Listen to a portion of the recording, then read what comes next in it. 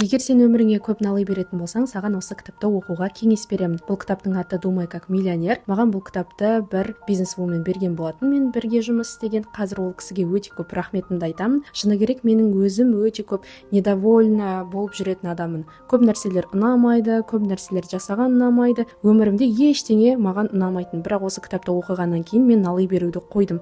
Өйткені айтуы бойынша бізге байлық, ақша, жақсылықтар, бүкіл бізді адамдар көмектесетін болса, бүкіл осындай жақсылықтардың барлығы біз налый беруді тоқтатқанда ғана келетін болады.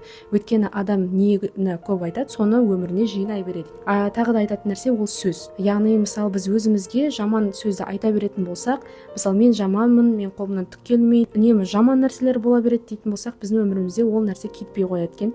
Яғни біз өзімізге деген бірінші сөзді өзгертуіміз керек екен. Енді бұл кітапты толық мен қатты айтып бере алмаймын, өйткені бұл кітапты оқыған кезде кәдімгідей түсінесің. Бұл кітапта тек қана ақша табумен қатар емес, ақша табу үшін біз қандай привычкалардан айырылуымыз керек, сол туралы жазылған. Сол үшін бұл кітап тек қана теория емес, және ішінде практикалар да бар. Сіздерге оқуға кеңес беремін. Мен өзім оқығаннан кейін көп нәрселерді түсініп, және содан кейін нәтиже шығара алдым.